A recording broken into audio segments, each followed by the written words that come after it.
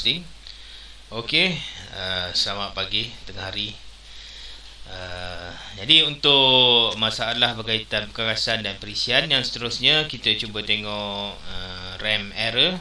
Jadi masalah dekat RAM. Okey, RAM contoh bunyi beep tidak berhenti di CPU.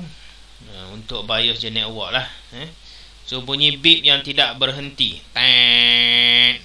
Panjang Ni komputer-komputer lama lah.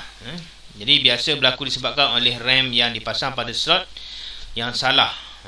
Pasang pada slot yang salah, ataupun tidak dimasukkan dengan betul. Jadi penyelesaian dia periksa semula kedudukan RAM yang dipasang pada slot. Sekiranya masih berlaku, gantikan dengan RAM yang baru. Okay, so bunyi bunyi yang panjang. Macam komputer sekarang dia ada bunyi 3, ada 2. Jadi kena alert lah dengan teknologi semasa. Okey, bunyi beep yang dikeluarkan oleh CPU berbeza-beza mengikut jenis BIOS dan komputer lah. Okey, yang kedua, proses membuka fail atau membuat sebarang kerja pada komputer menjadi slow. Ini juga adalah disebabkan oleh masalah RAM. Kita buka fail lambat, kita buka internet lambat. Jadi slow. Jadi biasanya berlaku disebabkan oleh kapasiti RAM yang rendah. Jadi kena upgrade. Kena tambah kapasiti. Kalau 2GB, jadikan dia 4GB. Kalau 4GB slow, tambahkan dia jadi 8GB. Okey. Yang ketiga, komputer selalu hang apabila dihidupkan. Kerap restart. Proses loading menjadi perlahan. Okay, biasanya berlaku disebabkan oleh RAM yang longgar pada slot. Jadi bersihkan permukaan RAM dengan getah pemadam. Okay. Jadi boleh cuba masalah 3 masalah besar RAM ni, seperti yang saya maklumkan tadi. Okey. Yang pertama, bunyi beep. Yang kedua, buka fail lambat. Yang ketiga, selalu hang. Kerap restart dan proses loading. Loading nak masuk window tu jadi perlahan. Okey, masalah RAM dah. Yang seterusnya masalah hard disk fatal error. Okey, masalah ni berlaku biasanya disebabkan oleh beberapa perkara. Okey, yang pertama, hard disk mempunyai banyak bad sector, terlalu banyak sektor-sektor yang dah tak boleh digunakan, yang memungkinkan ia mengalami crash. Tidak dapat booting ke dalam sistem operasi. Ibarat kita macam dekat jalan raya, jalan raya yang ditar dengan cantik, dengan jalan raya yang berbatu dengan berlumut, dengan ada yang tak ada tar, masih lagi dalam pembinaan, ada air, takungan air di batu-batu, dia punya tidak digiling dengan baik. Jadi benda-benda macam tu menyebabkan kita nak lalu jalan tu jadi lambat. Sama juga proses untuk masuk ke dalam hard disk ni. Bila ada terlalu banyak bad sector, jadi dia melambatkan sebab crash. Bad sector tu dah crash. Crash ni macam pecah retak. Jadi dia lambat untuk booting, tidak dapat booting ke dalam sistem operasi. Okey, yang kedua, hard disk fatal error ni disebabkan oleh master boot record mengalami kegagalan untuk berfungsi.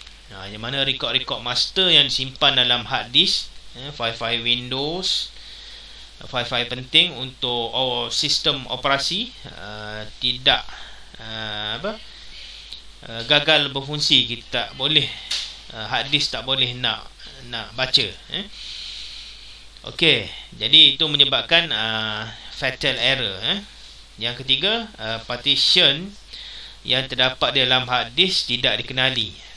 Partition tu kita tak create dengan betul. Jadi ini juga menyebabkan fatal error. Kita tak boleh baca pada hard disk tu. Okey, yang seterusnya kita tengok apa masalah komputer hang. Okey, komputer hang ni biasanya disebabkan oleh beberapa perkara. So kat sini ada contoh dalam 6, 7 dan 8 yang menyebabkan komputer tu boleh hang. Okey, yang pertamanya mikropemprosesan mengalami kepanasan melampau, biasanya disebabkan oleh kipas. Jadi kalau panas ni sebab kipas lah yang beroperasi dengan baik gagal.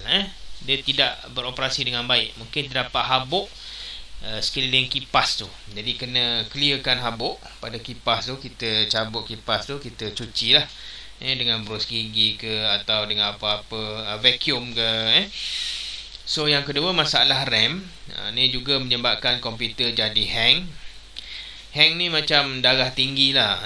Dia membuatkan kita punya komputer jadi darah tinggi, tak dapat berfungsi. Dia macam tu je, tak boleh bergerak. Okey, RAM biasanya berlaku disebabkan RAM yang digunakan tidak sesuai atau tak memenuhi keperluan pemprosesan komputer. Jadi kata kita dah beli RAM baru, sebenarnya RAM yang kita beli tu tak sesuai dengan motherboard baru yang kita beli tu. Jadi kena pastikan kita membeli RAM dengan spek yang betul. Sebab setiap motherboard yang kita beli tu dah ada RAM yang sesuai, yang dicipta untuk motherboard tu. Okey, yang ketiga, penyebab hang ni adalah masalah hard disk. Okey, biasa berlaku disebabkan bad sector, kerosakan dalaman intermittent yang mengakibatkan kegagalan proses boot. Jadi hard disk perlu ditukar lah. Yang keempat, konfigurasi BIOS yang salah. Biasanya berlaku apabila konfigurasi BIOS tidak dilakukan dengan betul. Mungkin BIOS tu kita setting dia terlalu cepat, overclock. Biasa orang suka buat overclock, overheating, over supaya komputer menjadi lebih laju masa main game tu kan. Tak ada delay lah maksudnya. Tapi sebenarnya membahaya. Dia boleh menyebabkan komputer kita jadi panas dan hang. Okey. Yang keempat, yang kelima, masalah sistem operasi Windows. Kebiasaannya sistem operasi yang kita pasang ni ada banyak servis yang sedang berjalan di bahagian belakang. Jadi jika terlalu banyak servis-servis yang berjalan, ini akan mengganggulah prestasi komputer. Jadi mungkin kita kena upgrade Windows kita supaya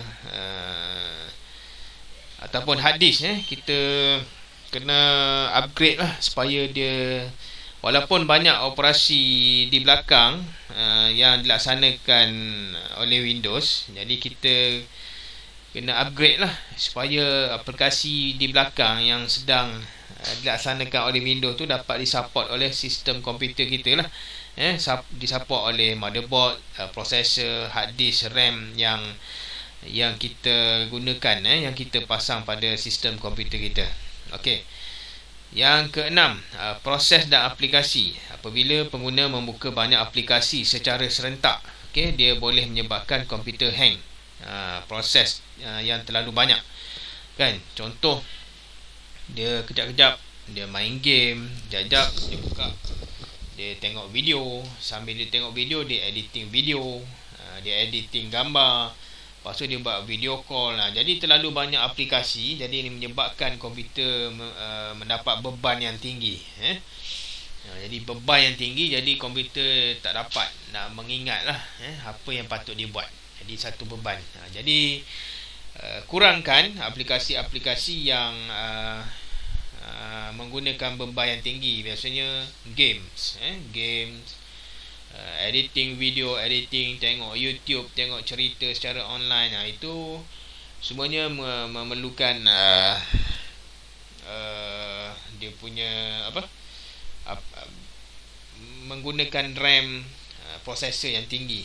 Jadi kalau hang, perlu kurangkan lah benda-benda macam tu supaya komputer kita menjadi lebih lancar lah masa kita gunakan. Okey. Yang ketujuh, fragmentasi cakra biasanya berlaku apabila terlalu kerap fail-fail disimpan, dipadam dan ditukar. Ini menyebabkan kandungan fail berterabur di dalam sektor. Okey. Jadi dalam sebuah sistem komputer ni, bila kita terlalu kerap buat folder, kita apa, file-file kita tu perlu disimpan dengan elok lah. Jadi kita perlu menjalankan fragmentasi. Dalam video yang sebelum ni saya ajar bagaimana nak buat defragment. Jadi defragment ni dia menyusun semula file-file yang kita simpan. Jadi proses defragmentasi ni dia akan menyusun semula supaya file tu tak jadi berterabur. Okey. Jadi dia duduk dalam satu sektor yang betul saja. Okey, dan yang terakhir adalah aplikasi latar belakang background. Menggunakan aplikasi latar belakang yang memerlukan memori yang maksimum. Macam tadilah, terlalu banyak membuka aplikasi di bahagian belakang. Kalau kita buka internet tu, terlalu banyak laman web. Dekat 20 laman web kita buat. Bukan salah, cuma dia akan mengakibatkan kita punya komputer jadi hang. Okey. Ni antara tanda-tanda penyebab bagaimana sebuah sistem komputer tu boleh jadi hang. Okey, yang terakhirnya adalah masalah antivirus. Okey, antivirus masalah ni biasanya berlaku disebabkan oleh beberapa perkara. Ni antara contoh besarlah. Antivirus yang tidak diinstal dengan betul. Yang kedua, antivirus yang dapat membuat update bagi virus pattern, spyware, malware kerana tiada sambungan ke internet. Okey, yang ketiga, antivirus telah tamat tempoh. Jadi antivirus ni penting sebab dia menjaga kita punya file-file dalam sistem komputer. Kalau kita tidak mengupdate atau tidak mengemaskini kita punya sistem antivirus, jadi agak berbahaya. Sebab kalau kita tengok kat sini, antivirus dia akan scan, dia akan scan nombor-nombor file. Betul tak file yang kita simpan tu adalah benar-benar file yang tulen atau file virus sebenarnya. Okey, biasanya antivirus diperlukan untuk komputer yang selalu membuat sambungan balik internet. Jadi amat perlu kita memasang antivirus yang betul dan membuat kemaskini antivirus secara atas talian. Jadi antivirus perlu sedikit mengeluarkan belanja lah untuk memastikan sistem komputer kita sentiasa berada dalam keadaan yang benar-benar baik, tidak tidak didiami oleh virus-virus yang membahaya. Okey, sekian saja. Jadi ini untuk panduan anda. Supaya ini akan ada beberapa soalan amali yang anda kena buat, dan anda kena hantarlah secara atas talian. Okey. Jadi sekian saja. Selamat ber online lah.